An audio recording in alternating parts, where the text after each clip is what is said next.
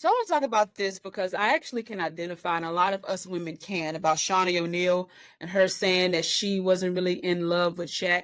Okay, if y'all have been watching me speak, if you've been following this, I would suggest going back and watch my video diaries. I speak of me suffering from limerence, which is I got an infatuation with an idea of a person versus the actual person.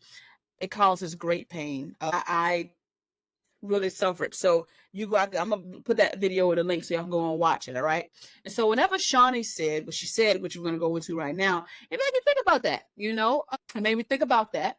And so she said that looking back, I don't know that I was ever really in love with the man.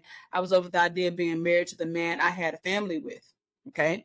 And then she ended up saying, I don't know, I forget what else it was. And then he responded with, I wouldn't have, loved me either. Basically, he was, take some ownership of whatever he did in the marriage. So the reason why I really cared about this is because I can understand. I don't know why people are so, you get some people that are like, they love him taking accountability, but you get those people who are like, she just really, she ain't nice, she nice shit.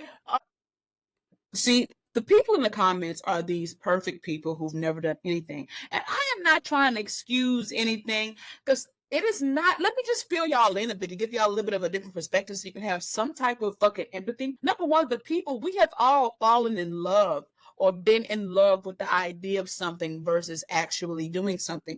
We do with entrepreneurship. A lot of y'all are in love with the idea of owning your own business, but you ain't in love with doing that shit. You ain't in love with being a boss like I am. You ain't in love with working 100 hours a week versus 40. You ain't in love with actually not actually knowing what you're going to make per month.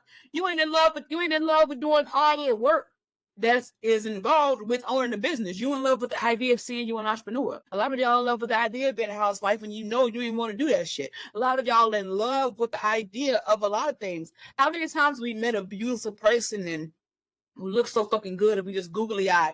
We all have been there. And this shit can last. I'm not trying to say she was experiencing limerence, but she could have been because that is a symptom of it. A lot of times we are in love with the idea. I did that. But I've done that with my dad. I've done it with my dad again. I'll break down the vivid, vulnerable detail in my post about me suffering from limerence and what it looks like. And so I did it with this dude I thought I was in love with in Cape Town, South Africa. This Indian dude. I thought I was in love with him. And after really doing the work, I wasn't. I was in love with the idea of having a dude who was willing to die for me. I was in the mood for, I love the idea of having a dude who's telling me want to be with me. In love with the idea of a dude planning his life with me. But the man, it wasn't compatible. It wasn't compatible. I was actually in love with Ivy. I did it again with another. I was dating a stripper. I didn't really know him like that, but I was all, limerence is a motherfucker. Like you come up with shit in your head and you really get in love with the idea of a person, what they represent. So she said he represented having a family. A lot of women, especially, fall into that trap. Because we are taught that we ain't shit without a family, without a husband and kids and all that. So a lot of times we fall in love with the idea of it, even if the man is not right. So we end up settling a lot of the times just to say that we are actually in a relationship. And men can do it too. Y'all settle for I'm just gonna make up something for this really, really, really aesthetically pleasing woman, or maybe the not so good looking woman because of what she represents. The not so good looking represent the nurturing or whatever it is, the one being down for you, the ride or die, you know what I'm saying? And then the ugly, the pretty one can represent just you having this arm candy and you fill in the blanks with your imagination and make yourself feel like that. She probably at the time really felt like she was in love with him. It is not an easy thing to separate unless you've done the work. That's why she can reflect back years later and say, oh my God, like, damn, maybe how it actually wasn't. You know what I'm saying? Love. And so what's funny is, according to the comments and shit, and so y'all just, some people just really want to prove that black women ain't shit. So you are going to use this as, your birthday. You're going to say, I knew it. Okay, whatever. You know what I'm saying? There are black women who just use me, but I don't feel like that was energy. I don't feel like the energy was, let me just be a gold digger.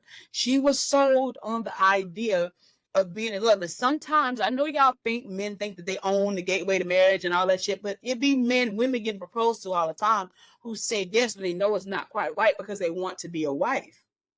It happens too. This whole idea that women are just begging for marriage and then men just scheduling in and out is some bullshit. Men applause all the time. Women say yes or no all the time, and sometimes we are misguided and we don't know. But I commend her on being able to look back and understanding the difference between the representation of a person and the person. So that's my message to you. If you are feeling that strong feeling about somebody right now, let's hope that it's actually real. Let's hope that you're not using your imagination to fill in the blanks. Let's hope that you are not trying to put a fucking square peg into a round hole. Let's hope that you actually doing the shit, because what can happen is you end up like me, wasting 3 years of your life over a fucking fantasy that you made up in your head. I literally realized that if I collected the amount of time actually spent with him, including phone conversations, because our situation was the definition of intricately all fucked up, complicated to the 10th hour, okay, then we probably spent, I know we spent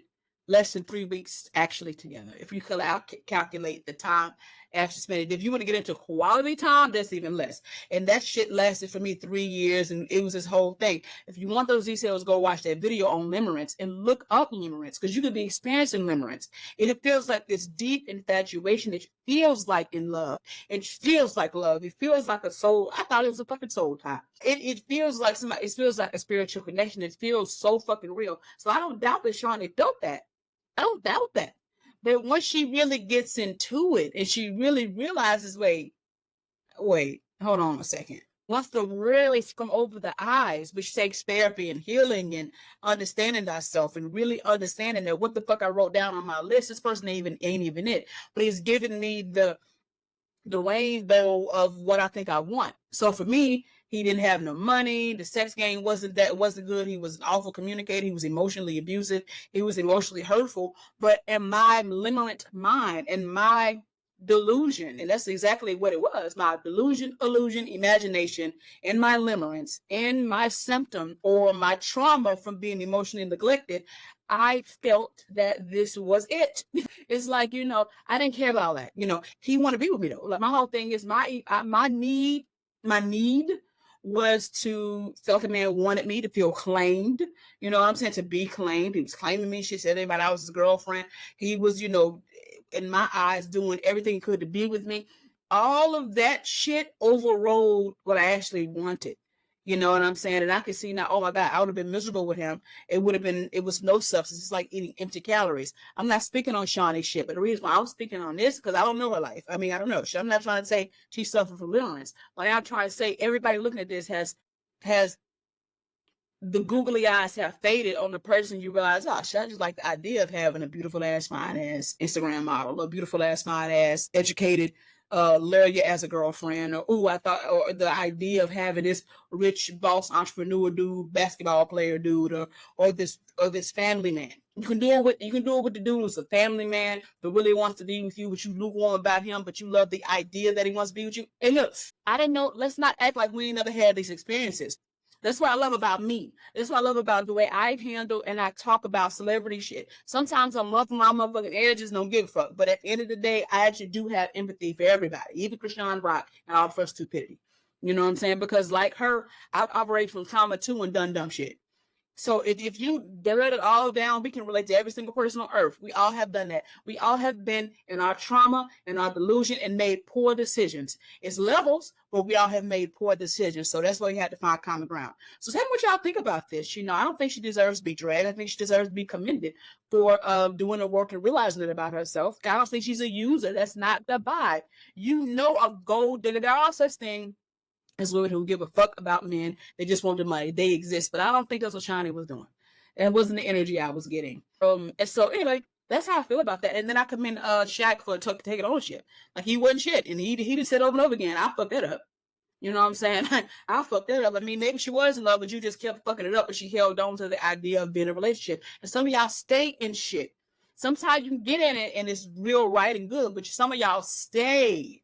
You stay because of the idea of being in a relationship. You don't want to be single. You love me and clean. You stay because you're not ready to let the idea go when the person is no longer right for you. So we all have done it. I'm included. Let me know what y'all think about this. I love y'all. Like, comment, subscribe.